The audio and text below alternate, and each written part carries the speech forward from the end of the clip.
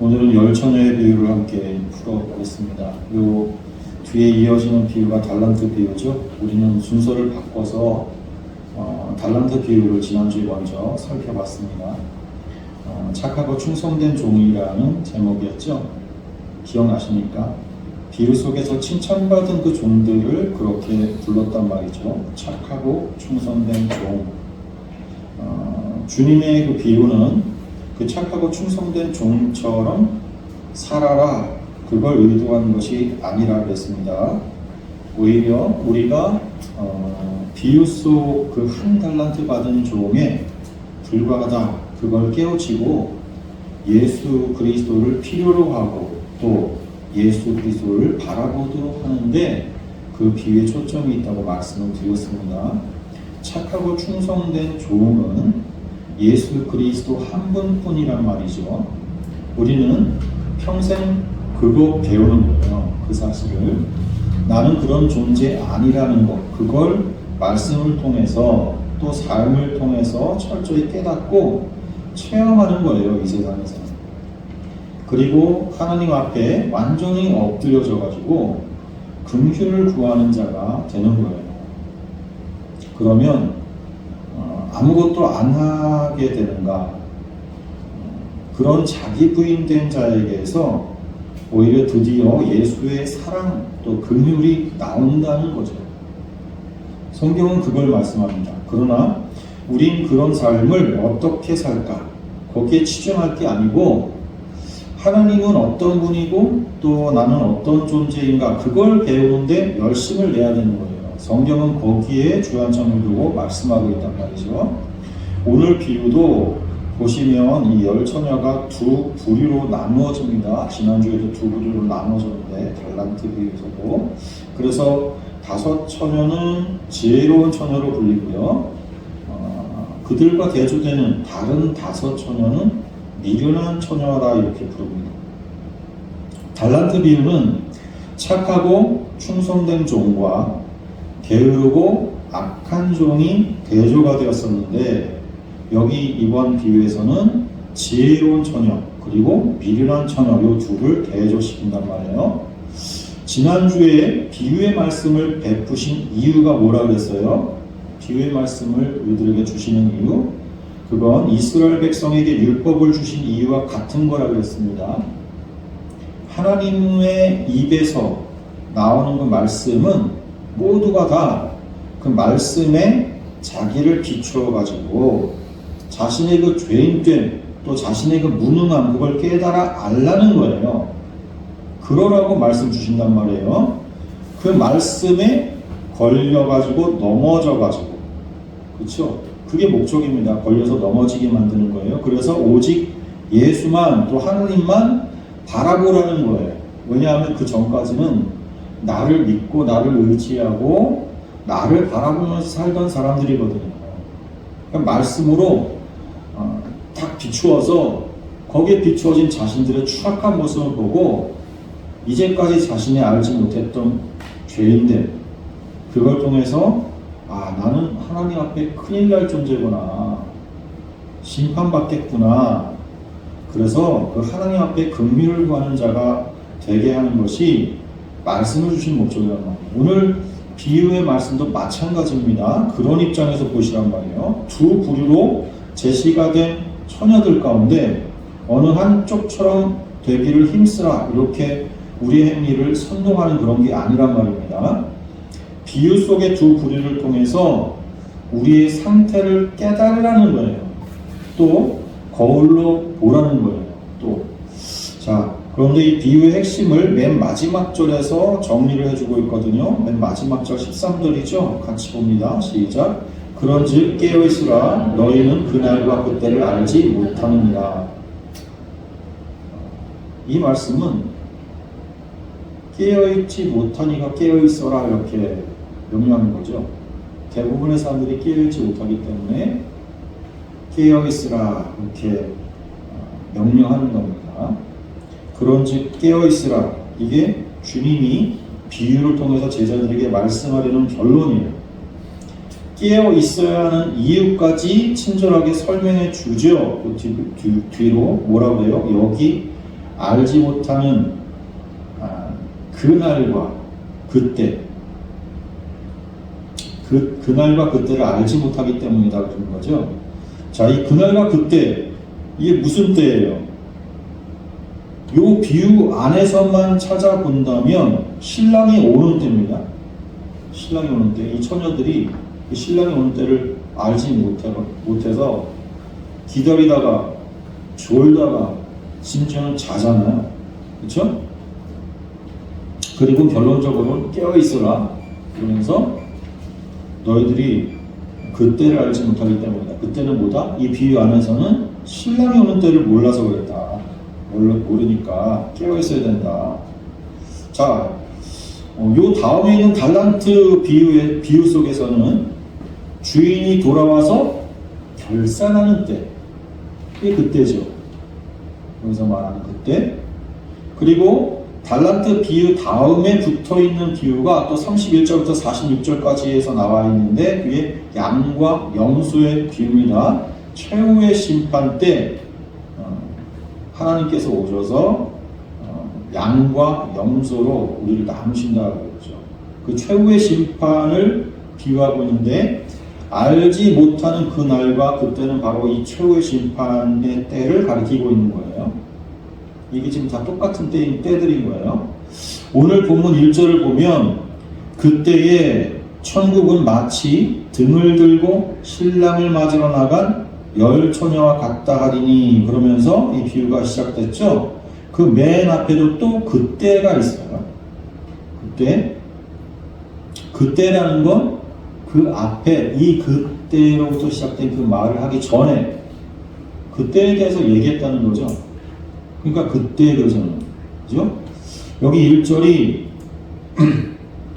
그 그때란 그 앞으로 가면 24장이죠. 지금 25장 1절이니까 24장으로 가서 보면 특정한 때를 말하고 있단 말이에요. 24장 40절에 또 그때가 나오거든요. 24장 40절과 41절을 같이 한번 보겠습니다. 시작. 그때에 두 사람이 밭에 있음에 한 사람은 데려가고 한 사람은 버려둠을 당할 것이고 두 여자가 맷돌질을 하고 있음에 한 사람은 데려가고 한 사람은 버려둠을 당할 것이니라. 여기도 그때 그러죠. 여기도 그때가 어떤 때예요? 여기서는 한 사람은 데려가고 한 사람은 버려둠을 당하는 때. 어떤 때인지는 또 앞으로 더 가야죠. 더 가야 되는 거예요.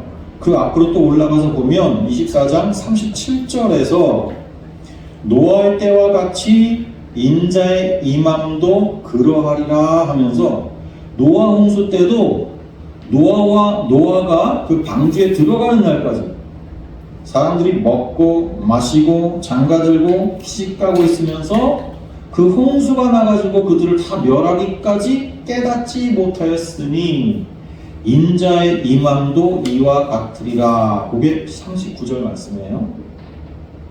그러니까 인자가 임하는 때 그게 그때인 거예요. 인자가 임하는 때. 거기서부터 이제 그때라는 말이 뒤로부터 쭉 뒤로 계속 이어서 나온 거예요. 인자가 임하는 때. 자, 인자는 예수님께서 자신을 스스로 지칭하던 말이에요. 나는 사람의 아들, 인자가. 사람의 아들, 인자죠. 사람의 아들. 그 인자는 에스겔서에서, 다니엘서에서 예언되었던 마지막 때 사람 같은 이, 인자 같은 이가 우리 가운데 메시아로 오신다고 했는데 그 바로 인자 같은 이, 그 인자죠. 인자 같은 이라는 말은 사람의 아들 같은 이라는 말은 무슨 말이에요? 사람의 아들은 아니라는 거죠. 그러니까 사람의 아들 같다 그런 거 아니에요. 그쵸? 인자 같은 이. 왜 그렇게 말하죠? 메시아가 왜 사람의 아들이 아니죠? 하나님이 오시겠다는 말이에요. 하나님이시니까. 그러나 사람 같은 이로 사람처럼 성육신하셔서 오신다는 그 말씀을 다니엘서에서 얘기했던 거예요. 예수님께서 바로 그 다니엘 선지자가 말했던 그 인자, 사람의 아들이 나다 그러면서 나를 인자라고 지칭했던 예수님. 인자. 그러니까 인자가 임하는 그때 본인은 지금 있으면서 24장 전체에서 마지막 때에 대한 설명을 하시고 주님께서 다시 오시겠다고 하시면서 하시는 재림의 때에 대해서 지금 얘기하고 있는 거예요. 인자는 예수님 자신을 지칭하던 말, 결국 주님이 재림하시는 때, 그때인 거예요. 더 앞에 있는 36절을 보면 그 재림의 때는요, 주님 자신도 모른다 그러세요. 한번 보세요. 마태복음 24장 36절 같이 봅니다. 여러분 영상에 보시면 두 구절이 같이 소개되어 있는데 아래 것을 보면 되겠습니다. 같이 읽습니다. 시작. 그러나 그날과 그때는 아무도 모르나니 하늘 천사들도 아들도 모르고 오직 아버지만 아시느니라. 오직 아버지만 아시느니라. 그러니까 아버지 외엔 아무도 모르게 감춘 때, 그게 재림의 때인 거예요. 그래서 강조하시는 명령이 뭐예요? 깨어있으라는 거예요. 아무도 모르니까 깨어있으라. 오늘 비유의 결론도요. 오늘 비유의 결론도 아까 말씀드렸죠. 13절 말씀드렸죠. 깨어있으라. 그런데 24장 42절에 이미 이 경고가 있었어요. 여기가 두 구절이 함께 나오는 것이군요. 거기 보시면 아래 13절은 위에 있고 마태복음 24장 42절 말씀 아래 있는 말씀만 같이 보겠습니다. 시작. 그러므로 깨어있으라. 어느 날에 너희 주가 임하는지 너희가 알지 못함이니라. 예, 여기 두 구절을 함께 비교해서 보시면 그 날과 그때, 그 외에 있는 그날과 그때가 밑에 있는 주가 임하시는 때라는 것이 분명히 나오죠. 그러니까 그때는 재림의 때를 말하는 게 분명한 거예요. 자, 이 42절에 그 깨어있어라. 주님의 재림이 언제인지 알 수 없다. 재림하는 주체인 나도, 예수님께서 다시 오실 것인데 본인이 나도 모르고 그건 오직 아버지만 아신다. 그때는. 그러면서 바로 이제 비유들이 쏟아지는 거예요. 그래서 43절과 44절 2절, 그러니까 24장이요. 우리 이제 25장 보지만 24장 이미 앞에 43절과 44절 두 짧은 절이 도둑의 비유가 나와요. 도둑이 집에 들어온 같이 모르게 온다는 거죠. 그 다음에 45절부터 24장 끝절이 되는 51절까지에서 충성되고 지혜 있는 종과 악한 종의 비유, 이게 또 나와요. 그리고 25장, 우리 지금 봤던 본문 25장으로 건너가가지고 오늘 본문에 열처녀의 비유, 그 다음에 지난주에 봤던 그 다음에는 달란트의 비유, 그 다음에 그 뒤에도 또 양과 염소의 비유가 붙어있어요. 그래서 25장이 끝난다고. 이렇게 5개의 비유가 연속해서 계속 이어져 나와요. 이게 다 주님의 재림의 때와 관련해서 24장 앞에서는 재림에 대해서 쭉 말씀하셔서 재림의 때 어떤 일이 있을 것에 대해서 말씀했으니까 재림의 때와 관련해서 주시는 메시지들인데 왜 이렇게 여러 개의 비유를 하셨을까?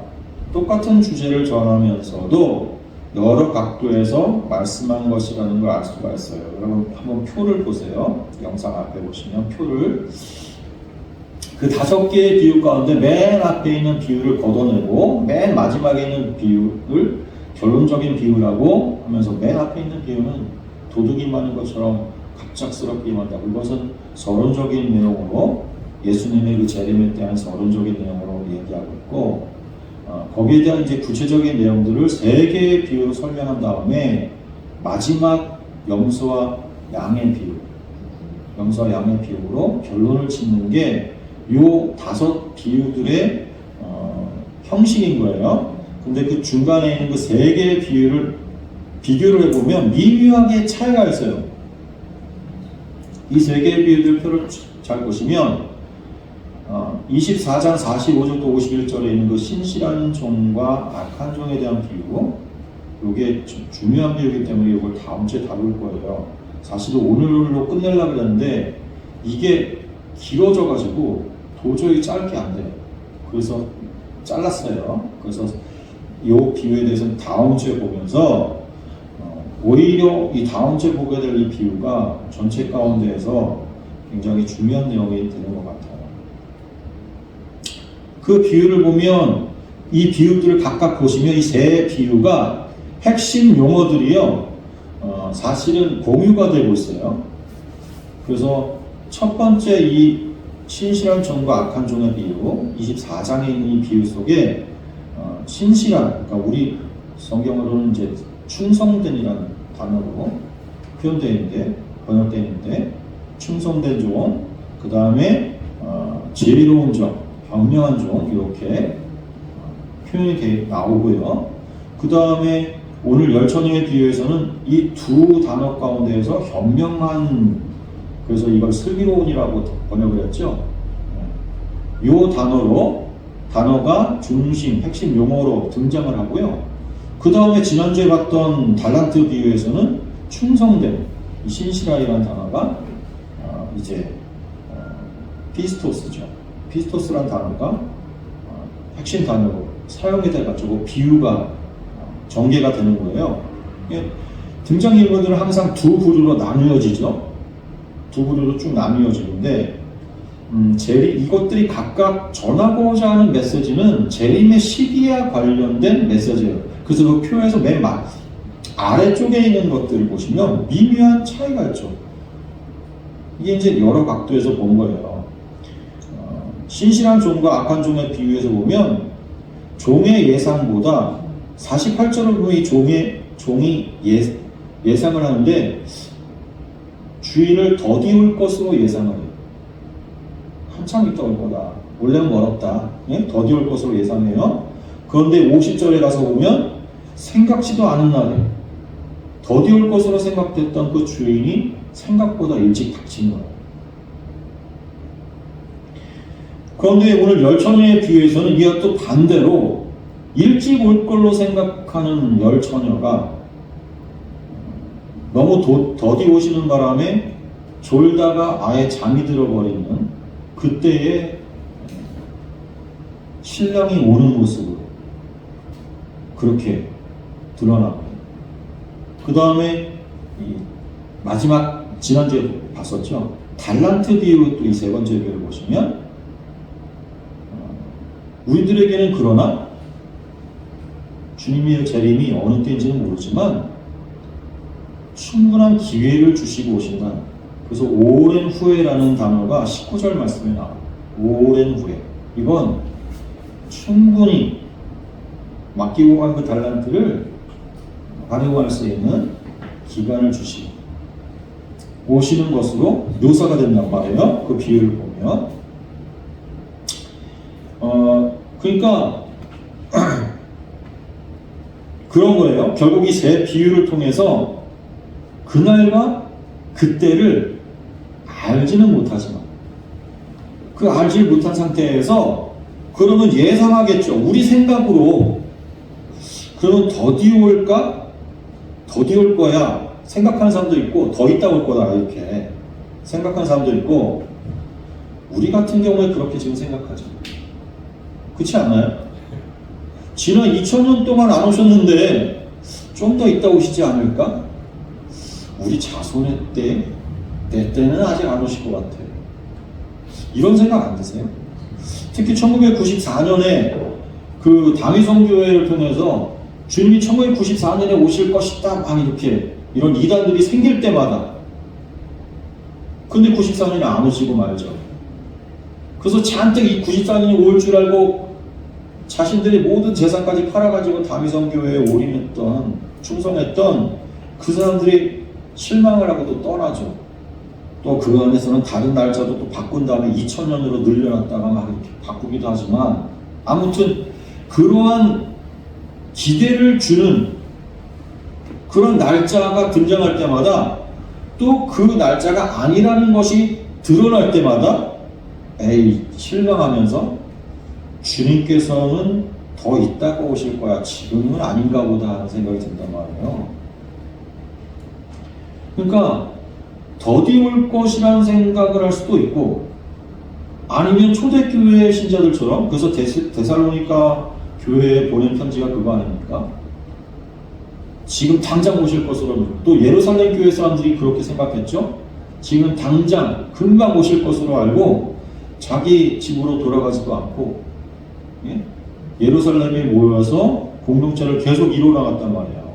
그렇게 금방 오실 것이라고 예상할 수도 있어요. 이게 다 뭐예요? 그날과 그때를 모르니까. 이것은 그러한 시간, 그때, 그것은 내게 아니라는 거예요. 내가 알 수가 없는, 내가 소유할 수가 없는 것이라는 거예요. 시간은. 이 비유들을 우리에게 주시는 메시지는. 시간은 하나님께 속한 거란 말이에요. 하나님의 주권에 속한 영역이에요. 그것도 재림의 때에 관해서는 오직 아버지의 주권에 속한 것이라고 분명히 못바가 말했잖아요. 아버지만 하신다. 나도 모른다. 오직 아버지만 하신다. 그렇기 때문에 주님께 속한 그 모든 시간을 주님의 재림 준비에 활용하라는 거예요. 메시지는. 그럼 열처녀의 비유 속으로 좀 더 자세히 들어가서 우리가 보자 말이죠. 이미 13절의 결론이라고 말씀드렸습니다. 깨어있으라. 그럼 깨어있으라는 게 뭐예요? 잠자지 않는 게 깨어있는 거예요? 그건 아니죠. 본문 속의 열처녀들은 모두 자고 있었잖아요.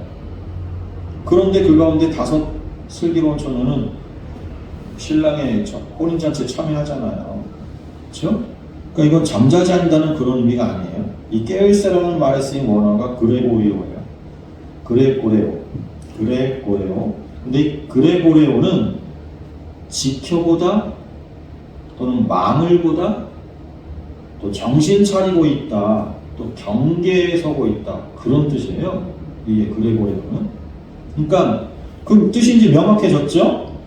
너희는 주님의 재림이 언제인지 그날과 그때를 알 수가 없으니 그레고레오 뭐예요? 정신 차리고 있으면서 경계하듯이 깨어있으라 그런 말인 거죠. 그렇죠? 경계하듯이 지켜보고 있으란 말이에요. 그 어딜 지켜보라는 거예요? 주님의 그 재림을 지켜보고 있으라는 거예요. 언제인지 모르지만 항상 망보듯이, 예? 경계 서듯이. 그러면 망보는 사람, 경계 서는 그 사람은요 다른데 못 보는 거예요. 주님의 그 재림의 때만 보는 거예요. 그러면 이건 주님의 재림에 집중해서 살라는 말이 되는 거예요. 깨어있으라 이 명령은 주님의 재림에 초점을 맞추고 살라는 말씀인 거예요. 왜요? 그날과 그때를 모르기 때문에. 또 그 시간이라는 것은 우리 것이 아니란 말이죠. 우리는 시간을 내 것으로 삼을 수가 없어요. 그래서 비유들 속에서처럼 더디올 것이라 생각하는 것도 안 되고 금방 올 것이라고 생각하는 것도 안 되는 거예요. 시간은 계획할 수 있는 게 아니라는 거예요. 내 것이 아니라니까요. 시간은 하나님께서 우리에게 기회로 주시는 거예요. 그래서 우리에게 지금 주어진 이 시간은 기회의 시간들이에요. 이 시간을 그냥 흘려보낼 수가 없는 거예요. 우리는 그 시간을 주님을 위해서 써야 되는 거예요. 왜요? 내게 아니니까, 받은 거니까. 그러니까 우리가 하나님께 받은 거는 시간을 받은 거라니까요. 시간이 내 것이 아니라는 그 말은 나의 전 존재가요, 내 것이 아니라는 말과 같은 거예요. 우리는 시간 속에 존재하니까. 그래서 그 시간이 하나님의 것이라면 그 속에 존재하는 나도 하나님 것이란 말이 되는 거예요. 그러니까 주님의 재림에 초점을 맞추지 않는 삶은요, 그 자체로 나는 하나님의 것이 아니야 이렇게 불신자로 선언하는 것이래요. 예? 그러니까 내가 재림을 바라보면서 살고 있는가 아닌가가 내가 신자인가 불신자인가를 가늠하고 알아볼 수 있는 잣대인 거예요. 어때요? 여러분, 우린 지금 재림을 늘 생각하며 살고 있어요. 예? 재림을 늘 생각하면서 살고 있는 거예요. 주님이 지금 당장 오신다라고 하는 그런 긴박한 마음 속에서 살고 있는 거예요. 그러니까 오늘 역시 그렇지 못하구나라는 것을 또 고백하게 된다. 그렇지 못하구나. 그렇잖아요. 주님의 재림을 생각하는 사람이 지금 당장 TV 보면서 그렇게 깔깔거리고 있을 수 있어요. 아니면 유튜브만 뒤적뒤적거리면서 시간 보낼 수 있어요. 아니면 열심히 이 세상 일을 위해서 뭐 밖에 나가서 돈 벌고 뭐 그런 것에 나의 모든 시간과 모든 힘 이런 것들을 다 쏟아서 그렇게 살 수가 있냐고요. 그러니까 우리는 그럴 수가 없는 존재예요. 생각해보세요. 당장 주님이 재림하신다면 다른 모든 것 내팽개쳐지지 않겠어요? 주님이 당장 임하시는데 다른 어떤 걸 할 수가 있겠냐고요. 그렇지 않습니까? 주님을 맞아야 되잖아요, 우리가. 그럼 나 자신을 돌아보게 되잖아요. 내가 하나님 앞에 과연 주님 맞을 준비되어 있는 자인가? 근데 우리 그렇게 살고 있냐고요? 아니라니까요? 언젠가 그랬던 것 같은데 그러나 지금은 아닌 것 같고, 지금까지 안 그랬는데 내가 다음부터는 얼마 후부터는 그러려고 계획 중인데 우리는 그 둘 중 안에 하나예요, 다. 그러니까 여기 비유 속에 등장했던 더디 올 것이라고 믿었던 악한 종과 그 다음에 금방 올 것 같아서 기다리고 있었던 열 처녀와 그 둘 중 하나인 거예요, 우리는. 정말 주님이 지금 오실 것처럼 사는 사람은 우리 가운데 없어요. 이게 우리의 불행이에요. 이 실존이 안고 있는 불행. 이런 사람들은 어떻게 주님을 맞아요? 도둑 맞듯이 주님을 맞게 되는 거예요.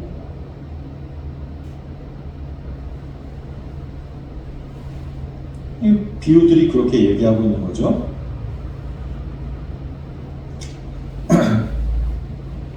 본문에 나오는 처녀들을 보세요. 비유 속으로 다시 들어가 보세요. 주님의 비유가 가진 패턴대로 두 부류가 비교되고 있습니다. 슬기있는 자와 미련한 자로 비교가 되고 있죠. 이 비유에서는 슬기있는 자는 형용사 프로니모스를 붙여서 부르는 거예요. 이게 현명한이라는 뜻입니다. 그리고 이 프로니모스는 지혜가 있어서, 그 속에 지혜가 있어서 바르게 판단한다는 뜻이에요. 그게 현명하다는 뜻이에요. 예?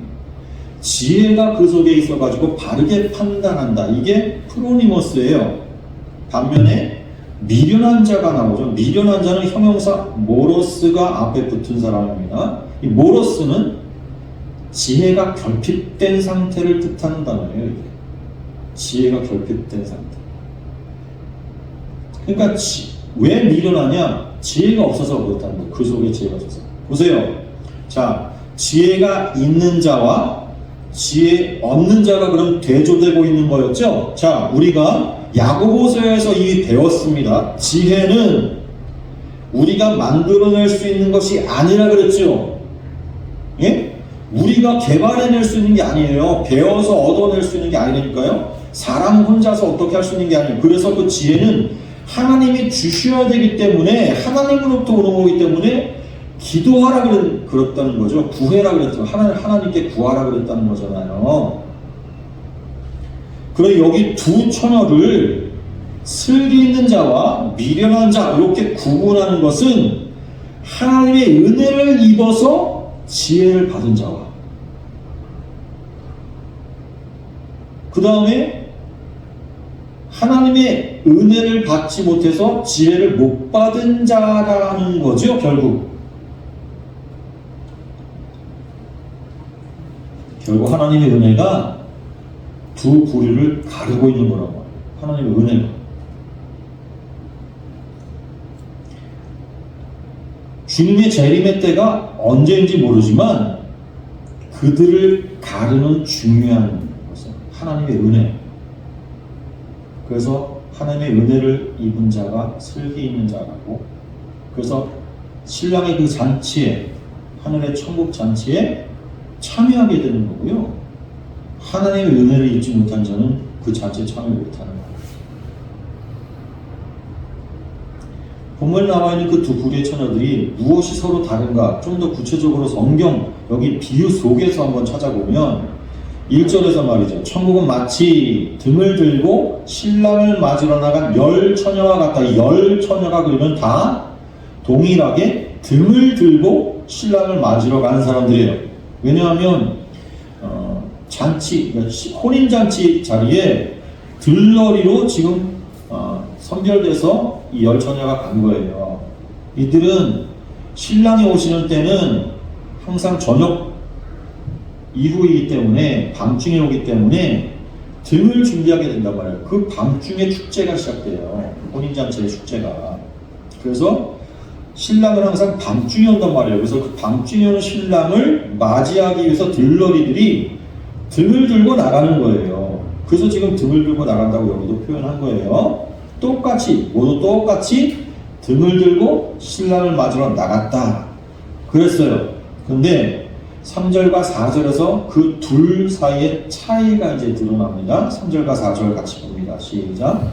미련한 자들은 등을 가지되 기름을 가지지 아니하고 슬기는 자들은 그릇에 기름을 담아 등과 함께 가져갔더니, 자, 미련한 자들은 등만 가지고 신랑을 맞으러 갔고요. 슬기는 자들은 그릇에다가 기름을 담아서 등과 함께 가져갔다고요. 그게 차이죠. 이 등, 람파스라는 단어는 횃불을 말하는 거예요. 물론 이 람파스라는 단어는요, 심지를 놓고 기름을 부어서 그 심지에다가 불을 붙이는 실내용 등, 그 등에도 이 람파스라는 단어가 쓰이긴 해요. 하지만 여기 처녀들은 밤중에 오시는 그 신랑을 맞아서 신부가 있는 곳까지 그 신랑을 함께 이렇게 호위해서 들러리에서 이렇게 불을 비추어가면서 이렇게 가는 들러리들이란 말이에요. 그럼 이들은 횃불을 들고 간다는 말이에요. 그 처녀들은 횃불을 드는 거예요. 횃불은 기름을 묻혀가지고 불을 밝히면 15분 정도를 비칠 수 있어요. 그러니까 더 긴 시간을 비추려고 하면 여유분의 기름이 함께 있어야 되겠죠.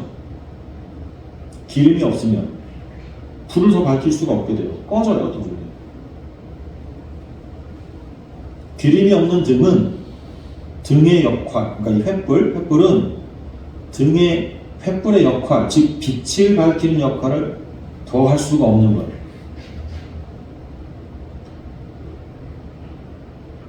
기름이 없는 횃불은 불을 붙이면 타서 재되는 거예요. 더 이상 쓸모가 없어져요. 그래서 등과 기름은 함께여야 하는 거예요. 짝이어야 되는 거예요. 세트로 딱. 예? 이 짝이란 말 중요합니다. 세트. 어느 하나만 들고 나가면 들러리 할 수 없는 거예요. 들러리인 듯 함께 10명이 쭉 나갔지만 기름이 없는 미련한 처녀들 5명은 들러리로서 신랑을 맞을 수가 없어요. 있어야 할 게 있는 자와 없는 자, 이렇게 비교가 되고 있는 거예요.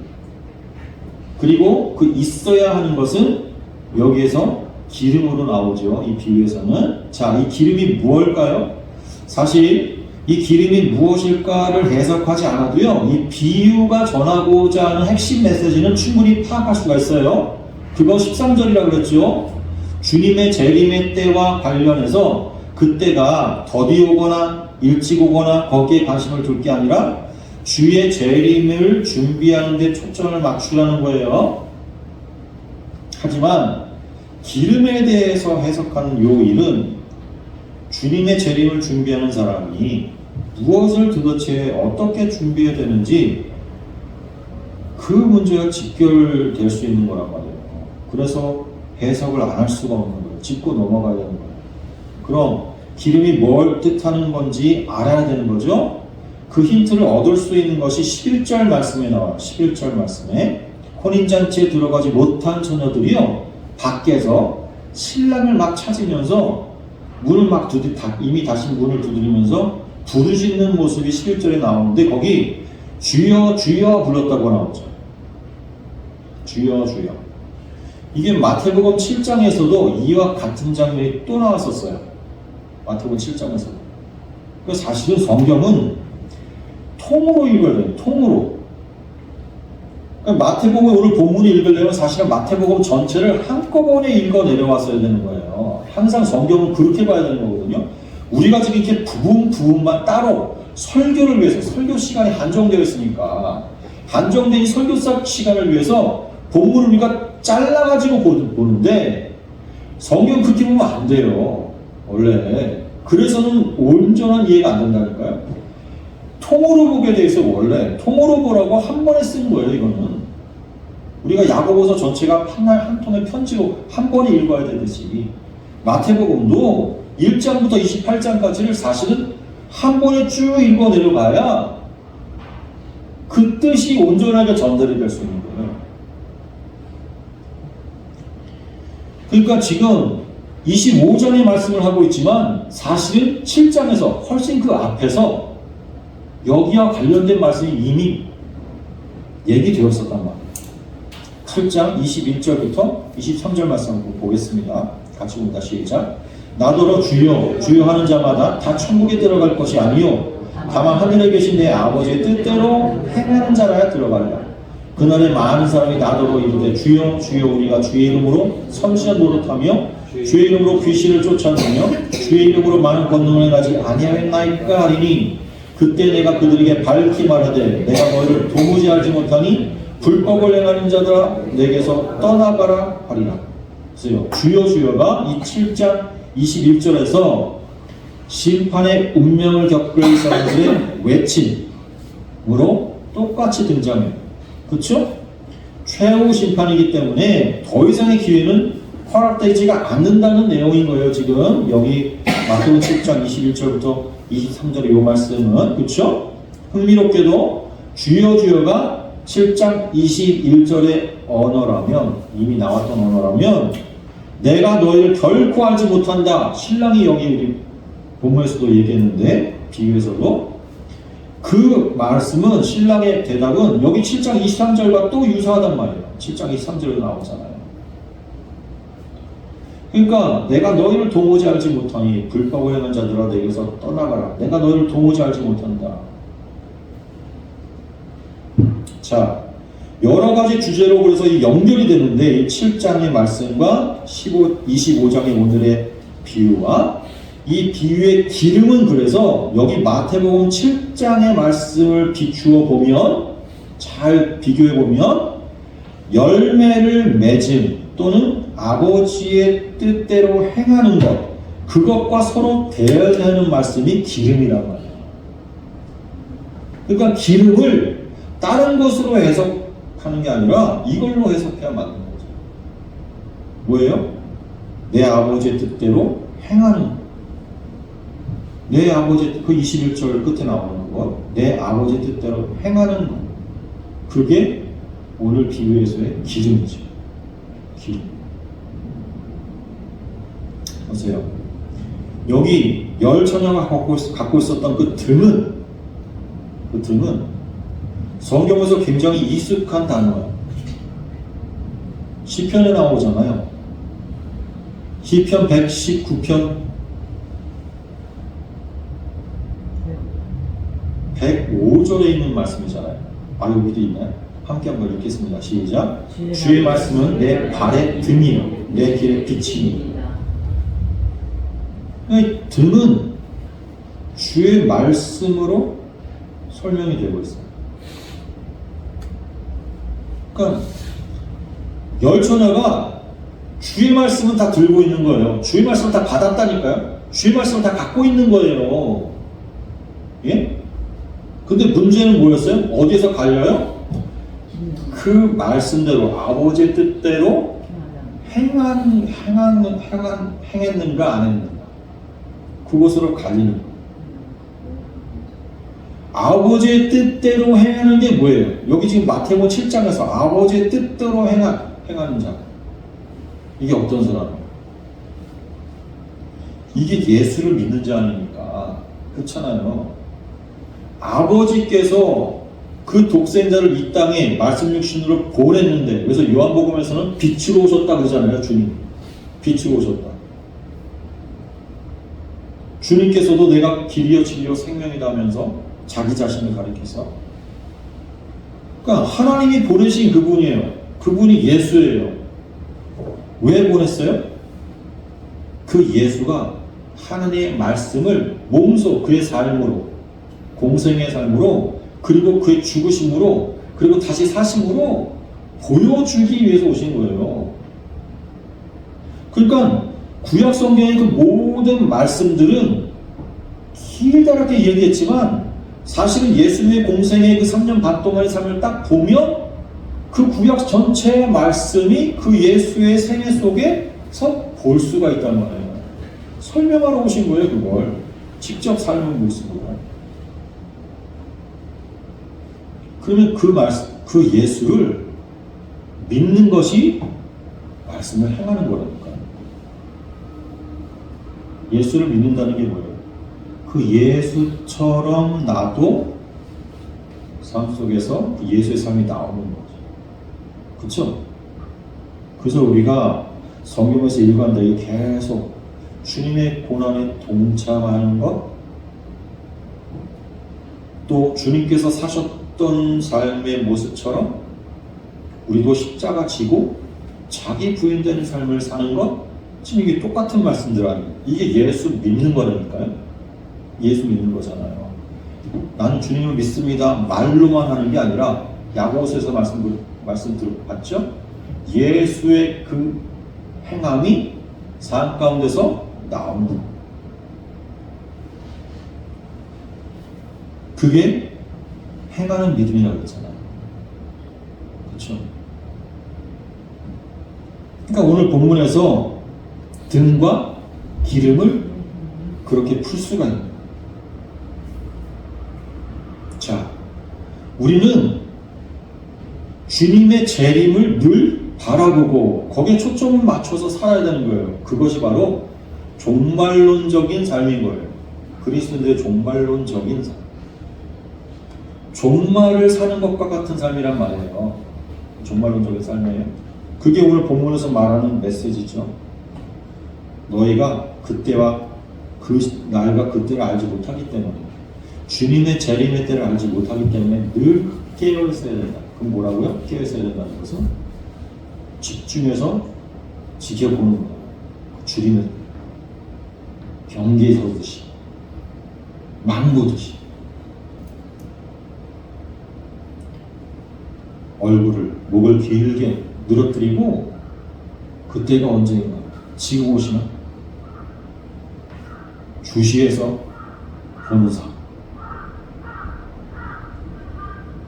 그 삶은 무엇으로 채워진 삶인가? 오늘 등과 기름을 함께 준비한 여기 처녀처럼 주의 말씀을, 예수 그리스도 온전한 믿음으로 행하는 삶. 행하는 삶. 그러니까 주의 말씀을 행한다는 것을 바리새인들은 오해해서 그 말씀을 하나하나 지켜내는 것으로 알고 있었는데, 예수님이 오셔서 그거 아니라는 거예요. 지금 여기 계속 귀의 말씀을 통해서 우리에게 주시는 메시지들이 다 뭐예요? 너희는 그거 스스로 지켜 행할 수 없는 자야. 그걸 계속 얘기해 주고 있는 거잖아요. 그렇죠? 그래서 여기 슬기로운 처녀들, 너네가 어떻게 한다고 슬기로워지는 거 아니야. 하나님의 은혜가 입혀져야 돼. 그래야 지혜를 받게 되는 거야. 그래야 슬기로운 처녀인 거지.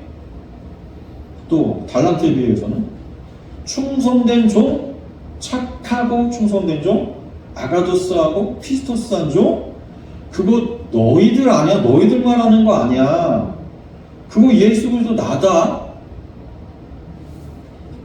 그러니까 너희들이 할 수 없기 때문에 너희들 다 죽어야 되는데 대신 내가 죽으러 가마. 그래서 이 비유들 5개의 비유를 쏟아내시고 26장으로 딱 넘어가면 바로 주님이 순환, 고난받고 십자가에 매달릴 것에 대해서 이야기하기 시작합니다.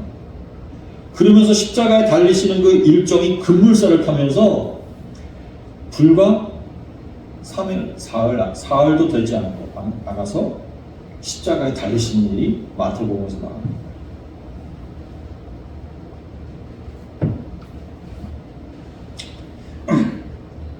말씀 육신으로 오신 그 예수 그리스도, 우리는 그 예수 그리스도로 우리가 갖고 있는 그 말씀을 풀 수 있어요. 그리고 예수 그리스도를 믿고 그 예수 그리스도의 삶이 나의 삶 가운데서 드러나는, 말씀대로 사는, 아버지의 뜻대로 행하는 그 삶으로 우리가 매일매일 채워나갈 때 그것이 바로 주님의 재림을 지켜보는 삶입니다. 어떻습니까? 여러분, 우리는 주의 재림을 지켜보는 자입니까?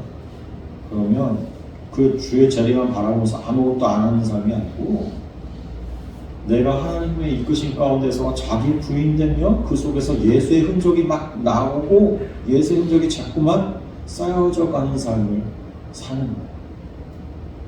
한 주간 동안에도 하나님께서 우리를 그렇게 이끌어 가실 텐데, 여러분, 그 속에서 나는 아버지 앞에 긍휼을 입어야 된다는 그 마음으로 주님 앞에 매달리고 주님 앞에 긍휼을 구하는 여러분의 삶 되시기를 바랍니다. 같이 기도하겠습니다.